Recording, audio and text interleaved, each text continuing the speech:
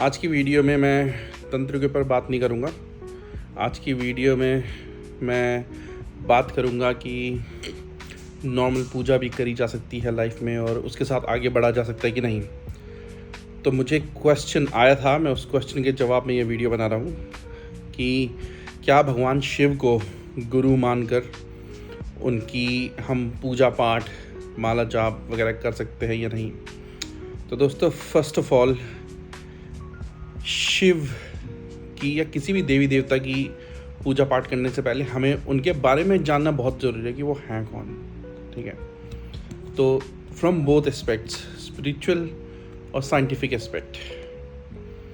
Scientific aspect अगर देखा जाए तो शिव को महाकाल कहा जाता है। महाकाल का मतलब क्या है?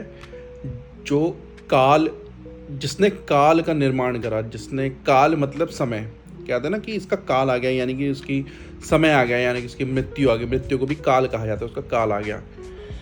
शिव को महाकाल कहा जाता है, जिसने स्वयं काल का निर्माण करा हो, यानी कि the one who created time. Shiv जो हैं वो टाइम से पहले हुए, क्योंकि किसी भी चीज़ को क्रिएट करने के लिए उससे, अगर आपको ये कोई फ़ोन बनाना है तो ऐसा थोड़ी होगा पहले फ़ोन आया फिर आप आए। पहले आप आओगे और फिर वो फ़ोन आएगा जो आपने क्रिएट करा। तो भगवान शिव जो हैं वो काल से भी परे हैं। उन्होंने क्योंकि काल का निर्माण करा, तो काल का निर्माण हुआ यानी कि टाइम का निर्माण हुआ। तो time is directly proportional to space, यानी कि जब काल बना, जब समय बना, उसके बाद स्पेस क्रिएट हुआ।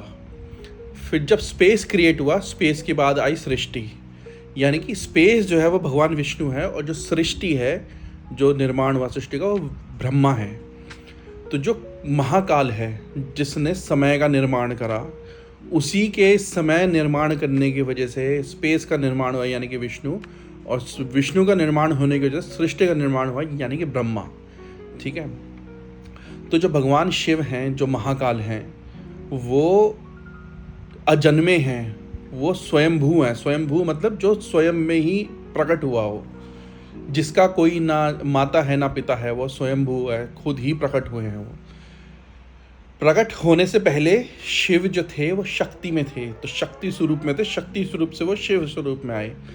इसलिए जो शिव है, अगर आप शिवलिंग का आकार देखो तो शिवलिंग का जो आकार है वो निराकार रूप है, जो सिंबलाइज करता है शक्ति और जो प्रकृति है, और जो निराकार रूप है उसका मिलन का। जो ऊपर का पार्ट है, जो शिवलिंग के जिसके ऊपर आप जल चढ़ाते हो, ऊपर का पार्ट जिसे शिव का पार्ट बोलते हैं, वो निराकार रूप है, मतलब जिसका कोई आकार नहीं है, वो एक शक्ति स्वरूप है। उस शक्ति स्वरूप को साकार रूप पे लेके आने के लिए शक्ति को स्वयं आना पड़ा। तो जो नीचे का पार्ट है वो शक्ति है। जब इन दोनों का मिलन होता है तो साकार रूप आता है, और जब ये लोग दोनों अलग होते हैं तो निराकार हो जाता है। यानी कि जब भगवान शिव जब इस सृष्टि का विध्वंस होता है, तो जो निराकार रूप है वो साकार रूप से अलग हो जाता है। तो ये जो शिव में जो लिंग है, उसके नीचे का पार्ट है, वो दोनों अलग अलग जब होते हैं तो सृष्टि का विध्वंस हो जाता है। तो अब क्वेश्चन आता है कि क्या शिव जो हैं वो गुरु रूप में हम क्या उन्हें पूज सकते हैं? तो बिल्कुल पूज सकते हैं। क्यों? क्योंकि सबसे प्रथम जिनसे समस्त सृष्टि का निर्माण हुआ, जिन्होंने इस सृष्टि का ज्ञान दिया, वो शिव ही हैं। तो जो स्वयं जिनका प्रकट होना ही ज्ञान देने के लिए हुआ, जिनका प्रकट होना ही लोगों के क्या कहते हैं, एग्जिस्टेंस के लिए हुआ, एग्जिस्टेंस बनाने के लिए हुआ, तो वो ही परम ज्ञानी हो सकते हैं, ज्ञान का भंडार होते हैं। अब मैं इसमें किसी देवता को, किसी शक्ति को छोटा बड़ा नहीं बोल रहा हूँ। मैं ये बात नहीं कह रहा हूँ कि भगवान शिव विष्णु से बड़े हैं या ब्रह्मा से बड़े हैं। वो तीनों एक ही हैं, तीनों अलग नहीं हैं, सेम हैं। लेकिन ये उसी तरीके से है कि एक आपके पास लैंडलाइन फ़ोन है, एक आपके पास एंड्रॉयड फ़ोन है और एक आपके पास एप्पल का फ़ोन है। तीनों का प्रोसेस एक ही है, तीनों का काम एक ही है, यानी कि बैंडविड्थ को कन्वर्ट करना ऑडियो में, फिर ऑडियो को वापस रेडियो सिग्नल्स में कन्वर्ट करके भेजना, फिर उसको कोडिंग को डिकोडिंग करके वापस उसे वॉइस में कन्वर्ट करना, है ना। मैकेनिज़्म सेम है, प्रोसेस सेम है, सिर्फ स्ट्रक्चर डिफरेंट है। तो इसी तरीके से ब्रह्मा विष्णु महेश अलग नहीं है, सेम है, लेकिन उनका पर्पस अलग अलग है। वो अपना पर्पस अलग सर्व कर रहे हैं ना। शिव का पर्पस अलग है, विष्णु का पर्पस अलग है और ब्रह्मा का पर्पस अलग है। अब शिव जी का जो, यदि आप उनकी पूरी शिव महापुराण पढ़ लीजिए या कोई भी रावण संहिता पढ़िए, है ना। रावण संहिता में आपको शिव की जितने भी राक्षस थे वो शिव को क्यों पूजते थे, शिव उनको गुरु रूप में क्यों माना जाता है शिव को, क्योंकि शिव कभी भेद नहीं करते हैं। शिव के पास आप प्रेत हो चले गए, आप प्रेत पे भेद नहीं करेंगे, आप इंसान हो आप में भेद नहीं करेंगे, आप जानवर हो उसमें भेद नहीं करेंगे। आप देख लो भगवान शिव के पास सर्प भी है और नंदी भी है ना। तो क्योंकि उनके पास भेद नहीं है कि यार ये सर्प जो है इसमें जहर है, ये डसता है, इसे मैं रखूँ कि ना रखूँ, उसे गले में बिठा रखा है।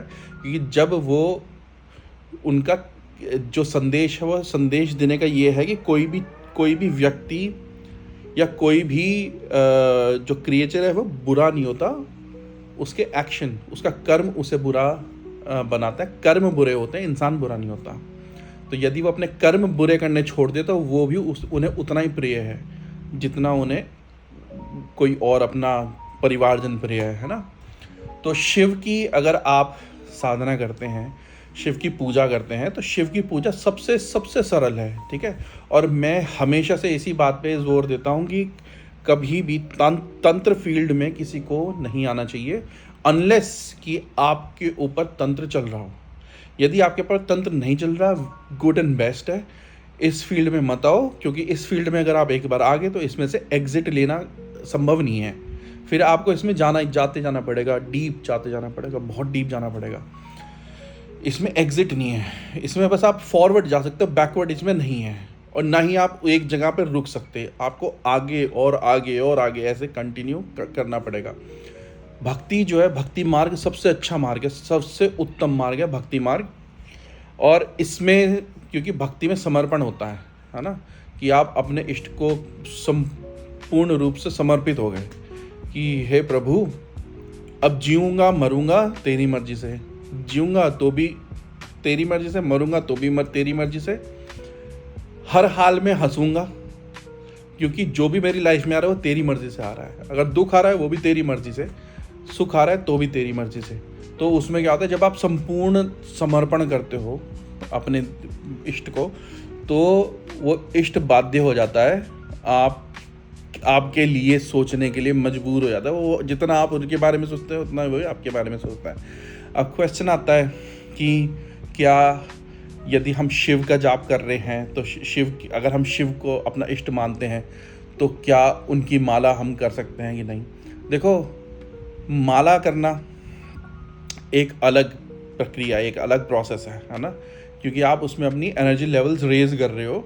माला से आप अपनी एनर्जी जो है बूस्ट कर रहे हो, अपना लेवल बढ़ा रहे हो, अपने चक्रों में वो इन्हेंस कर रहे हो एनर्जी का। आप वो तत्व अपने जो शरीर है उसमें वो तत्व को प्रकट करने की कोशिश कर रहे हो।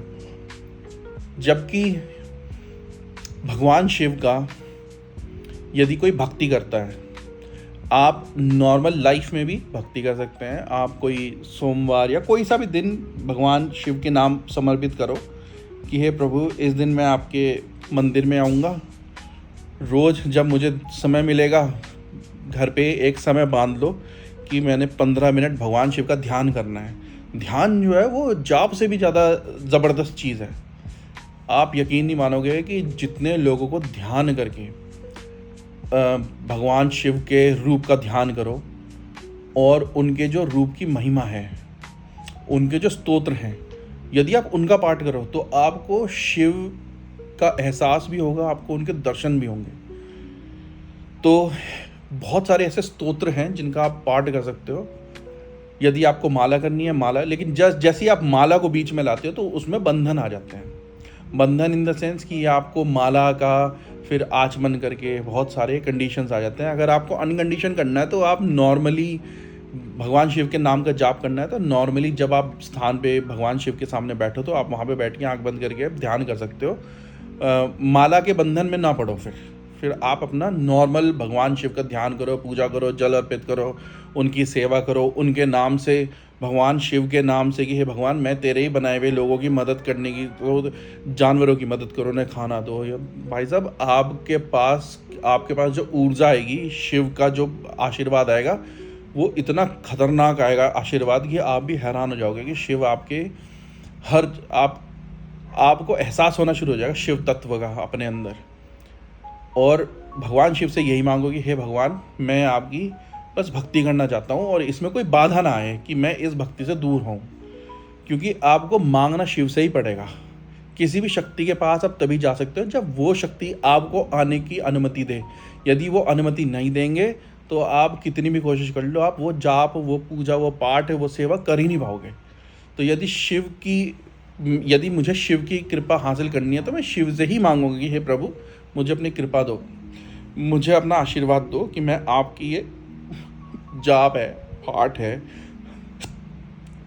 ध्यान है, ये मैं कर सकूं और अपने जीवन को सार्थक बना सकूं और मुझे इस तरीके से मेरी लाइफ चले कि मैं आपका नाम, आपका जाप कभी ना छोड़ूं, है ना। तो भाई सबसे बेस्ट चीज़ तो भक्ति ही है ना। तंत्र तो यार एक प्रोसेस है कि अब मेरे साथ ऐसी तांत्रिक क्रियाएं बहुत हुई, बचपन से यही प्रॉब्लम हो रही थी।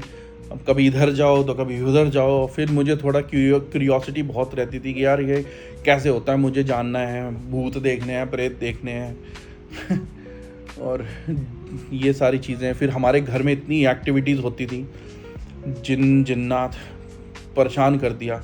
फिर समझ में आया कि यार ये चीज़ें जो हैं ये एक्चुअली इन पे स्टडी करी जा सकती है। तो मैंने इन पे फिर स्टडी करी। मैंने जहाँ पे भी मुझे मिला मौका कि मैं कहीं पे ये इन चीज़ों के बारे में जानूँ, उसके बारे में पढ़ूँ, तो मैंने ग्रंथ पढ़े, मैंने बुक्स पढ़ी, मैं उन लोगों से मिला जो इन चीज़ों को करते थे। बड़े बड़े योगियों से मिला। मैं जब इंडिया जाता तो मैं बड़े बड़े योगी से मिलता था, बड़े बड़े साधुओं से मिलता था। फिर हमारे साथ ये जिन्न की बहुत बड़ी दिक्कत शुरू हो गई और जब सारे कार्य मतलब सारे तंत्र वगैरह सब अपना लिए और उससे कुछ नहीं हुआ तो मैंने कहा यार ये क्या चक्कर हो रहा है। फिर समझ में आएगी यार जो डिफरेंट डायमेंशन की चीज़ है उसको उसी डायमेंशन में जाके आप ट्रीट कर सकते हो। जैसे कि अगर आपने वो देखा होगा कि दिल्ली में बंदरों की प्रॉब्लम थी तो वहाँ पे जो मदारी वगैरह थे उन्होंने लंगूरों को ट्रेन करा बंदरों को हटाने के लिए, है ना। तो वो लंगूर जाते थे और बंदरों को हटा देते थे एरिया से जब कॉमनवेल्थ गेम हो रहे थे। लेकिन जो एयरपोर्ट था वहाँ पे कौवों की प्रॉब्लम थी। जो पंछी थे वो प्लेन्स के बीच में उनके जो विंग्स है उसमें टकरा जाते थे, विंड स्क्रीन में टकरा जाते थे। तब अब वहाँ पे लंगूर थोड़ी काम आएंगे, तो वहाँ पे उन्होंने जितने भी ईगल वगैरह थी, चीलें थी, और इनको ट्रेन करा कि इन कौवों को और इन पंछियों को हटाने का काम चीलों को दिया, क्योंकि वो डायमेंशन ही दूसरा है। लंगूर तो बंदर को संभाल सकता है ना, वो पंछियों को थोड़ी संभाल पाएगा, कितनी ऊंची उछाल मारेगा। तो इसी तरीके से मुझे ये चीज़ समझ में आई कि ये जो डील करने हैं ना, भूत प्रेत डिफरेंट डायमेंशन में है, जिन जिन्नात डिफरेंट डायमेंशन में है, बेताल, ब्रह्म राक्षस और कई तो ऐसी एंटिटीज़ हैं जो दूसरे कल्चर्स में हैं। वो जब किसी पे चलाई जाती है तो हमें तो चाहे हमारे पास कितनी सिद्धि हो पता ही नहीं चलता, सिद्धि को भी पता नहीं लगता कि ये कहाँ से क्या चीज़ आ गई और करके चली गई। सिद्धि बोल देगी आपको कि भाई एक काम करो, इस पे उतार काम नहीं करेगा, फटाफट यहाँ से निकलो इस एरिया से। तो कई बार उस चीज़ को काउंटर करने के लिए, उस समय पे रोकने के लिए आपको ड्राइव करके कम से कम 2 या 3 चौगान दूर जाना पड़ता है ताकि रास्ते जैसे ही आप उस एरिया से बाहर निकलोगे तो वो चीज़ आपको फॉलो नहीं कर पाएगी। नहीं तो आप कितना उतार कर लो, मार के चली जाएगी।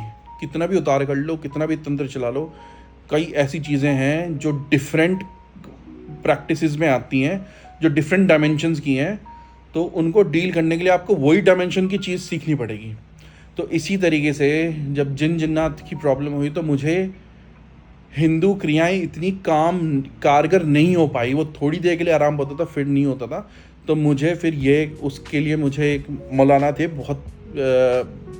बहुत ही अच्छे। तो मैं उनके पास, उन्होंने जब मेरे को किसी ने बताया कि यार वहाँ पे चले जाओ, तुम्हें ये दिक्कत है, तो उनके पास गया। तो उन्होंने जब करा तो मेरे को फ़र्क पड़ गया। फिर मैंने उन्हें कहा कि मेरे को बताइए मैं क्या करूँ। तो उन्होंने कहा बेटा एक काम करो, ये चीज़ें ना सीख लो, याद कर लो। तो मैंने फिर वो चीज़ें याद करी और उससे मुझे फ़र्क पड़ने लगा। तो मुझे फिर एक चीज़ समझ में आई कि यार ये जो डिफरेंसेस है ना, कि यार ये रिलीजन है, ये वो रिलीजन है, ये हमने बनाए हुए हैं। और हमारा सनातन धर्म क्या कहता है कि आपको शिक्षा जहाँ से मिले वहीं से लो। तो मुझे ये चीज़ समझ में और आई कि कभी भी डिफ्रेंशिएट मत करो किसी भी शक्ति तो शक्ति होती है, उसके लिए कोई बैरियर नहीं है, उसके लिए कोई रिलीजन नहीं है। उस शक्ति को समझो। अब आप 12th में हो, आपने फिजिक्स केमिस्ट्री मैथ ले रखी है, तो मैथ का टीचर आपको केमिस्ट्री थोड़ी पढ़ा देगा भाई। केमिस्ट्री के लिए तो केमिस्ट्री वाले के पास जाना पड़ेगा ना, और केमिस्ट्री वाला फिजिक्स नहीं पढ़ा देगा। उसको अंडरस्टैंडिंग तो होगी केमिस्ट्री वाले को फिजिक्स क्या है, लेकिन फिजिक्स को सही तरीके से तो फिजिक्स वाला टीचर ही बताएगा। तो आपको उसके लिए दूसरे टीचर पे जाना पड़ेगा जो फिजिक्स पढ़ाता हो सिर्फ, है ना। तो इसी तरीके से ये डिफरेंट रिलीजन्स में डिफरेंट चीज़ों में स्पेशलाइजेशन कर रखी है ना। तो उस स्पेशलाइजेशन को समझने के लिए मुझे उस फील्ड में जाना पड़ा। इसके लिए मैंने कोई रिलीजन नहीं छोड़ा। मैंने बुद्धिज़्म भी स्टडी करा, मैंने आपका नॉर्स मैथोलॉजी, इजिप्शियन मैथोलॉजी, इस्लाम तो पूरा देख लिया मैंने, क्रिश्चियनिटी पूरी देख ली, कैथोलिज्म पूरा देख लिया मैंने, पूरा स्टडी करा, book chapter by chapter study करा कि इसमें एक्चुअली है क्या बता रहा है ना। अफ्रीकन वूडू स्टडी करा, विक्कन कल्चर स्टडी करा, पेगन कल्चर स्टडी करा, और उनके जो अकल्ट हैं वो किस तरीके से करे जाते हैं, उन लोगों से मिला जो एक्चुअली करते हैं। शामन से मिला मैं और उनसे पूछा कि आप किस तरीके से समन करते हो, ये जो एंटिटीज़ को इन्वोक करते हो। तो उनसे सीखा कि इन्वोकेशन कैसे होता है। और आपको लग रहा होगा कि हमारे रिलीजन में ऐसे चीज़ें हैं विक्कन कल्चर में, जहाँ पे वो लोग सिर्फ एक मोमबत्ती जलाएंगे और मोमबत्ती जला के उस पर इन्वोक करेंगे शक्ति को, और जब तक वो मोमबत्ती ख़त्म होगी वो शक्ति इन्वोक्ड हो जाएगी पूरी और रिलीज़ हो जाएगी। यार मतलब हमें तो 11 दिन की साधना करते हुए एक मोमबत्ती में काम कर देते हैं। ऐसी कल्चर्स हैं, ऐसे ऑकल्ट हैं। हाँ, लेकिन ये है कि हमारे जो हिंदुइज़्म में हमारे जो देवी देवताओं का जो हम वो करते हैं, इस तत्व को हम पहले अपने अंदर जगाते हैं। हमारे अंदर वो तत्व जागता है। अब जैसे अब मैं शिव की पूजा करूँगा तो शिव को मैं इन्वोक कर सकता हूँ उन चीज़ों को करके, लेकिन हमारी जो पद्धति हमारे गुरुओं ने, हमारे साधुओं ने जो बनाई है, वो इस तरीके से बनाई है कि आप जिस तरीके से वो पद्धति को फॉलो करोगे उस तरीके से आपकी अपनी जो कॉन्शियसनेस है वो हायर होती चली जाएगी। साथ में उसके साथ में आप भी डेवलप करोगे। जैसे जैसे वो डेवलप होएगी शक्ति, ऐसे से आपका भी डेवलपमेंट साथ साथ में होता जाएगा, आपका कॉन्शियसनेस बढ़ता चला जाएगा, है ना। तो इसीलिए हमारे जो धर्म में सेवा, उस डेइटी की सेवा करो, जल चढ़ाओ, भोग चढ़ाओ, पूजा करो, पाठ करो, ये करो, सारा कुछ एक सिस्टमेटिक पद्धति से बनाया गया है कि जैसे आप इस ऊर्जा को इतना जनरेट कर लोगे कि जब आप शरीर छोड़ो तो ये ऊर्जा आपको व्हीकल की तरह काम करेगी और आपको अपने स्थान, जो आपका देवता है, उस स्थान तक लेके जाएगी, है ना। और दूसरी जो पद्धतियाँ हैं उसमें यदि आप वो इन्वोक करते हो तो वो मरने के बाद आपको कहीं नहीं ले जाएंगे, वो यहीं पे पकड़ के रखेंगे आपको नीचे, है ना, इसी डायमेंशन में पकड़ के रखेंगे क्योंकि वो इसी डायमेंशन की है। तो ये सारी चीज़ें सीखने को मिली और बहुत टाइम लगाया मैंने ये सारी चीज़ें सीखने में।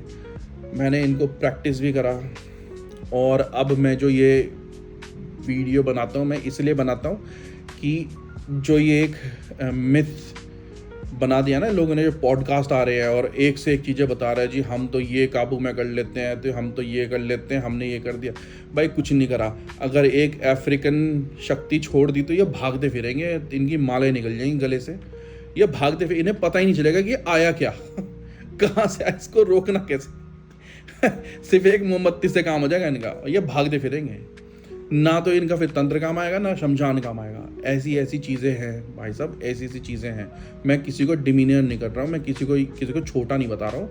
मैं ये कह रहा हूँ कि आप अपनी ऊर्जा को एलिवेट करो। जो हमारे साधु संतों ने एक पैटर्न बनाया है कि आप फिजिकल कर्म के साथ साथ आप स्पिरिचुअल कर्म करो, यानी कि फिजिकल कर्म, आप जाके मंदिर में सेवा करो, जल अर्पित करो शिव जी को, उनको भोग चढ़ाओ, जानवरों की सेवा करो, इंसानों की सेवा करो। तो ये फिजिकल कर्म है। इससे आपकी जो ऊर्जा है, उसमें जो आपकी जो पुराने कर्म हैं जो आगे आपको परेशान करेंगे, उसमें कटाई होगी।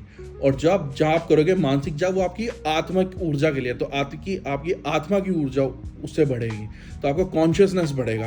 आपका जो ऊर्जा का स्तोत्र है, जो ये 7 चक्र हैं, वो धीरे धीरे धीरे वो वाइब्रेट होंगे, उनमें स्टिमुलेशन होगा।